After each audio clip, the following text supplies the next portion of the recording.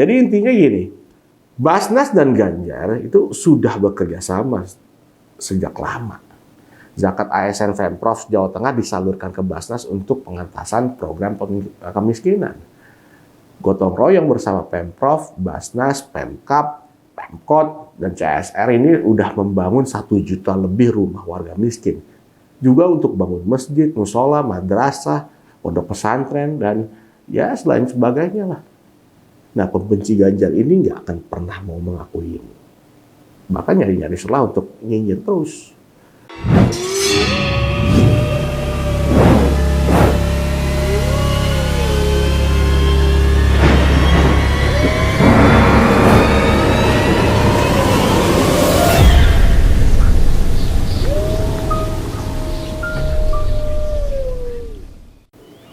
Halo, selamat. Sebuah awal penghitungan hari di dalam sebuah tahun. Baru saja dimulai di 2023. Di tanggal 1 awal tahun ini, saya sudah ingin mengungkap sebuah fakta dari sebuah isu mengerikan yang mungkin ditujukan untuk menjatuhkan kredibilitas seorang politisi yang baik dikenal secara publik. Ya, tahun ini kita mulai dengan membahas seorang Ganjar Pranowo. Terjadi sebuah perbincangan serius nih dalam ranah nasional beberapa hari lalu. Yang mengenai tentunya Pak Ganjar. Kali ini berkaitan dengan berita dana Basnas. Ya, semua ini bermula dari sebuah program yang dilakukan oleh seorang Ganjar Pranowo, yaitu program rehab 50 rumah kader PDIP.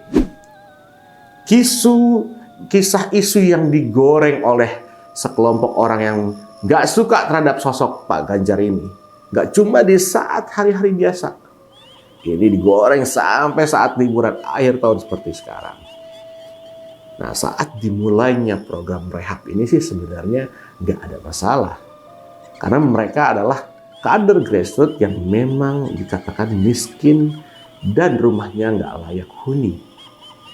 Problem muncul nih ya ketika terjadi pada prosesi bantuan itu terdapat plakat bertuliskan Basnas. Nah, nggak lama kemudian, beberapa orang yang nggak suka tentunya dengan Pak Ganjar pun bereaksi dan mencari perhatian serta sensasi nih, agar hal ini menjadi perhatian khalayak ramai. Terutama mereka yang mendukung lawan politik Ganjar. Rata-rata semuanya mengkritik, kok dana umat dipakai untuk dana partai. Pak Ganjar langsung merespon nih, guna meredakan suasana tentunya. Gubernur Jawa Tengah itu bilang kalau program itu sejak awal emang diniatkan dengan dana pribadi semuanya. Tapi kemudian Basnas datang dan menunjukkan ikhtiar baik ingin membantu.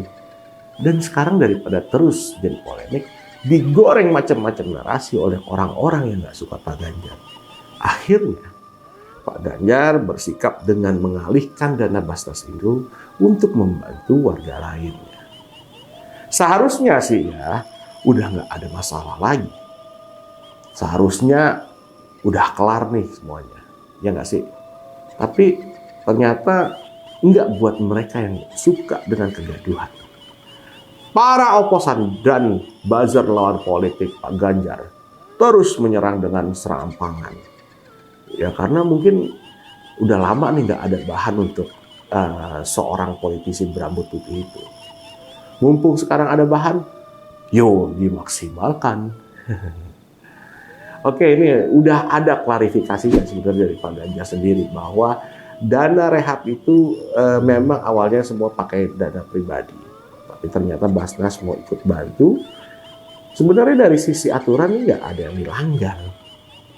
Tapi meski begitu ya, gara-gara ramai dan menimbulkan perdebatan nggak produktif, akhirnya Pak Ganjar perintahkan agar bantuan Basnas ditarik, dialihkan ke warga lain. Clear kan? Terus mau dipersoalkan apa lagi ayo? Masalahnya, mereka menyerang dengan serampangan Kalau saya bilang bisa dikatakan nggak masuk akal. Mereka menuduh nih selama ini Pak Ganjar manfaatkan dana Basnas untuk partainya. Malah mau minta diaudit Basnasnya. Yo silakan aja kalau mau audit kan. Tapi jangan panik nih kalau tahu hasilnya. Nah gimana? Nah belum audit aja polemik ini sudah memunculkan sejumlah fakta yang menarik. Gara-gara Pak Ganjar diserang, sekarang penggunaan dana Basnas Jawa Tengah jadi terkuak dan menyebar kemana-mana. Sekarang publik justru jadi tahu bahwa Basnas Jawa Tengah dan Pak Ganjar itu sudah lama bekerja sama.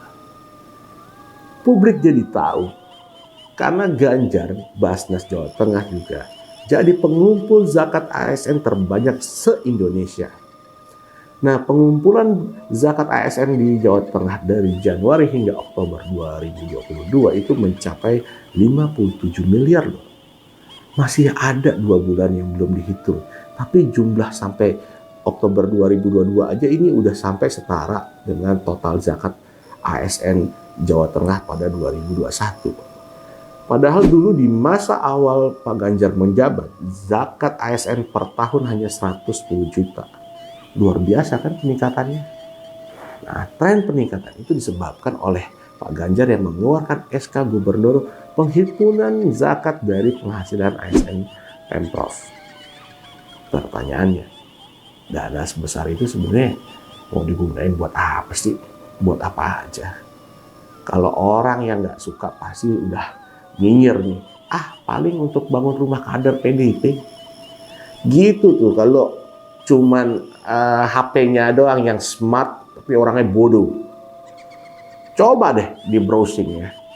Nah, ini Ketua Basnas Jawa Tengah, Kiai Ahmad Daroji memaparkan ya, Basnas Jawa Tengah bekerja sama dengan Pemprov Jateng dalam program pengentasan kemiskinan. Nah, untuk itu sebanyak 60% dana zakat digunakan untuk membantu fakir miskin. Dengan rincian tuh sekitar 20% bantuan konsumtif dan 40%-nya itu bantuan produktif.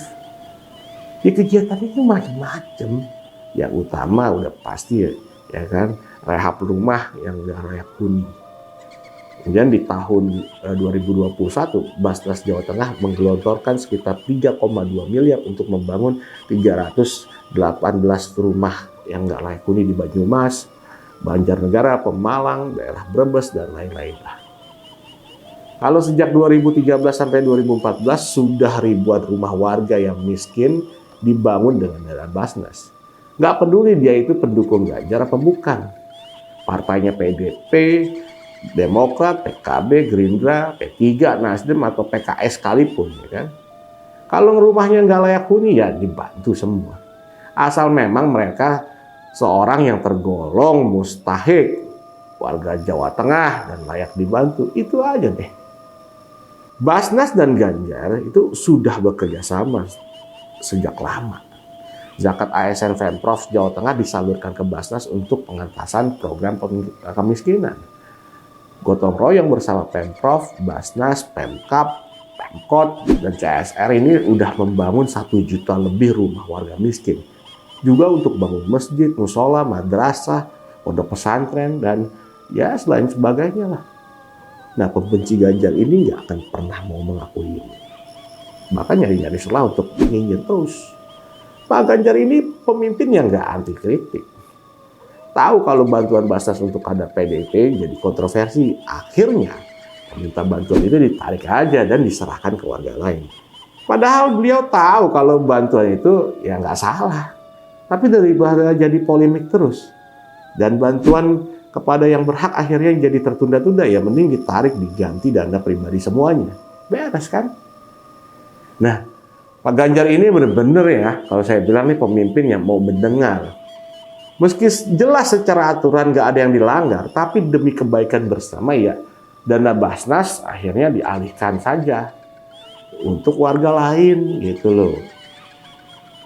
Sikap Pak Ganjar ini memang perlu dicontoh.